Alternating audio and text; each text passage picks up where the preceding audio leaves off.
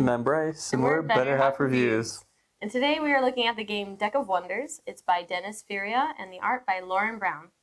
Deck of Wonders is a solo expandable card game with some legacy elements, and it's a lot of fun. The Deck of Wonders itself is a prized possession of fate, and you've stolen it. Now, several villains are after you, trying to get the deck for themselves. So you better battle it out and see if you can keep it for yourself. Alright, so let's take a look at the game.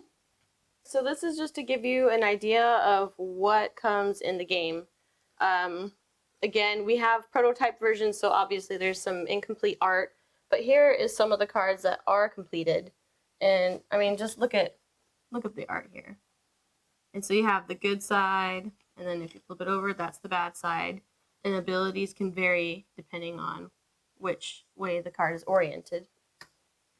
And there's two different main types of cards.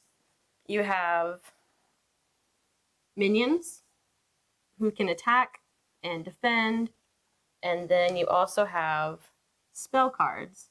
Note the different iconography. One of the nice positives about this game is they really focused on the fact that, you know, it's a card game and they kept everything strictly cards, so it's a very portable game. So right now the health trackers are just strictly with cards, and you move the arrow over. Again, components aren't final, so this may change for the final production. You have a gigantic deck that you start with that you can choose about 28 cards from to put in your deck to fight against a villain. So when you choose the cards you want, you'll take them, you'll take the villain deck, and just combine everything. And then you'll be playing from that big deck of cards. Alright, so this is the setup of the game. You have the villain tracker up top, your health tracker on the bottom, and the deck of cards mixed with yours and the villain's. And you start the game with 4 cards, and you get to choose whatever you want to play.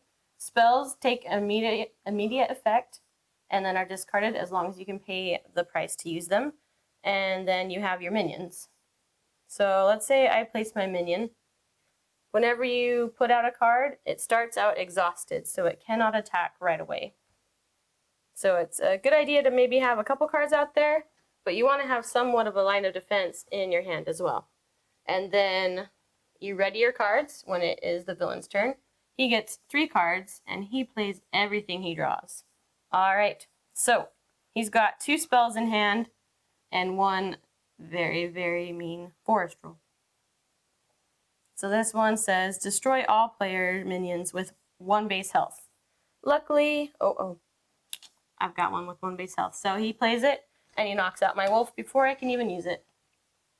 And this one is an earth shield. It says place onto a villain minion and draw 1. So here's his villain minion. And he has to destroy a minion in order to play it, but he doesn't have any other, so lucky him. I play the shield on it, and he gets to draw 1. That is one thing that the villain does a lot, is draw extra cards. And he gets a reinforced dam, which has taunt. So I have to defeat the dam first before I can damage anything else. Now it's time for the villain's attack. So the villain attacks with his leftmost minion to his rightmost minion, and you can order them in any way that you want.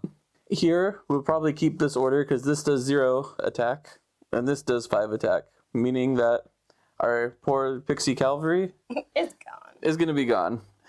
So just real quick, try to show you. So that is 0 attack and 5 attack, and then the hearts show you how much health they have. So they did a total of 5 attack. Our pixie cavalry only has 3 health there, so it's going to be gone. But our pixie cavalry goes down fighting. So pixie cavalry does 2 damage, but the reinforced dam has 4 health. So it doesn't do anything. And this forest troll with the shield has 3 health. So again, it doesn't do anything, but it gets rid of the shield. Alright, so that was the initial turn. After that, you only draw 1 card for yourself and then 1 card for the villain. So for this one, sweet, it says, if you play it, you draw another card, which is great for me because I definitely want to have more cards. And then we just drew the Poisonous Toad, which is awesome because he can help destroy minions quite easily. especially if he's attacking back. And here's a spell that we have that could be really helpful. It's Regeneration. If there's a minion on top of the discard pile, I can play it. But as you're discarding cards, you choose the order that you discard them in. So, had we discarded the Pixie Cavalry on top, we could have played Regeneration. Womp womp. You live and learn. So yeah, even discarding is strategic. And then I have this spell, Guerrilla Tactics, which could be helpful. Because if the villain has 2 or more minions, I can draw 2. Sweet. I am going to play that, and then I get to have 2 more cards. So now I have even more cards to choose from, and hopefully I can build up a better line of defense. Alright, so let's say that we have this set up, and they are about to attack. The Pixie Cavalry has 2 attack, but my entry herd has the health of 3. So they cannot defeat my entry herd. If they cannot defeat the highest priority minion, they're going to attack straight towards you. So they have attack of 2. That knocks me down to 18. So it is good to build your defense, but sometimes you can build your defense too strong, where the villain minions will just attack you directly instead of attacking your minions. So even building your defenses is another strategic consideration. And the battle ends when either you reach 0 or Colin reaches 0. So each villain comes with a bit of backstory and some objectives. So for Colin, the first time you beat him with 10 or more health remaining, you opened a legendary pack. Or the 8th time you play a forest troll, you open a legendary pack. And it has little checkboxes to track your progress. Just as a note, these cards aren't in their final form, so the layout's going to change. But just know that every villain will have a little backstory as well as some objectives. So now that we know how to play the game, let's talk about how we feel about it. So, what are your pros and cons? All right, let's start out with the cons, because there's only a few, really, if any. So there's a few things that need clarification in the game, but again, we played a prototype, so things are getting adjusted as you go. If you've never played a collectible card game, expandable card game, whatever you want to call it, like Magic the Gathering or Hearthstone, it's a little bit of a learning curve. Like for me, I had never really dived into any of those games before, so I had a bit of learning to kind of get used to like the system and everything, but once you get it, it wasn't too hard. But again, those are very minor cons because we provide feedback and other people who have been testing the game provided feedback, so I'm sure everything's going to be phenomenal when it comes out. Yeah, Dennis has been doing a lot to tweak the game and make it a lot better than even the earliest prototype was that we've tried. And it's definitely improved a lot. So the first pro, the art is phenomenal. It is out of this world. Good job, Lauren. Yes, very good job.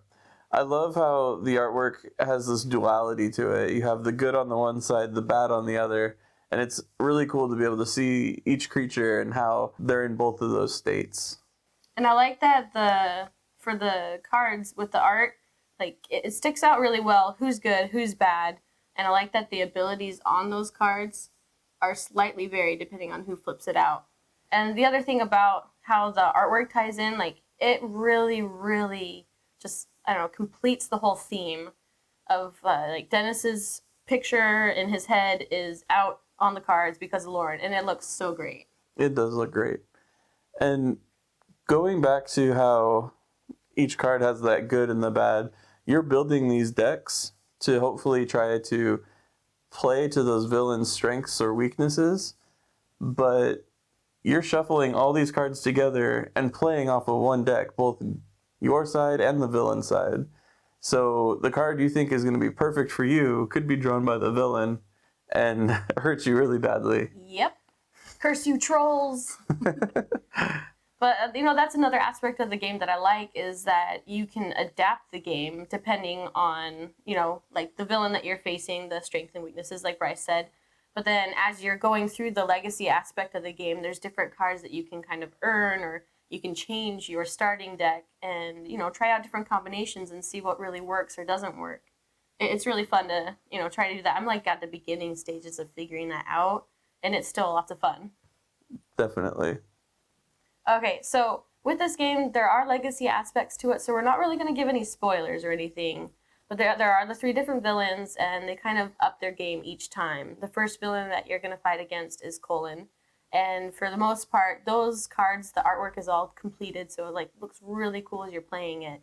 And he's a spoiled prince, and you just want to slap him sometimes. Yeah. Colin just has this smug look to him, and you just want to punch him in the face. And you feel really good when you beat him. You do indeed. But the other villains have a completely different feel to them. Yeah, and so there's another villain, Aurora, and she's super challenging, and it's so different from playing against Colin. And then you have the final one, Byzantis, and you think that you've done really good so far. You're like, I finally get this game, and then Byzantis comes along, and you're like, what?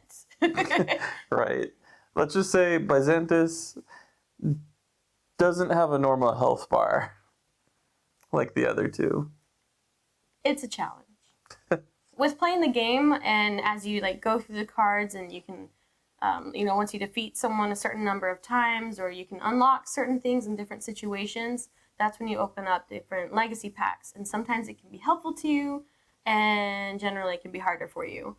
But it is so fun, opening that up and seeing how it's going to change your game. Sometimes, change it right then in the middle of your match. And you're like, what? How am I supposed to do this? And so I thought it was so much fun just trying to, see how the game would change and see if you could adapt quickly enough. Yeah, I think it's interesting that as you progress and you start beating these villains, they get harder and harder. And just because you might figure out a certain perfect set of cards and, a certain strategy works really well, after a few games, when you unlock some of the legacy content, it changes a lot and gets a lot harder. So one thing that we haven't mentioned is that there is a co-op mode with this game where you can kind of be playing together but individually at the same time.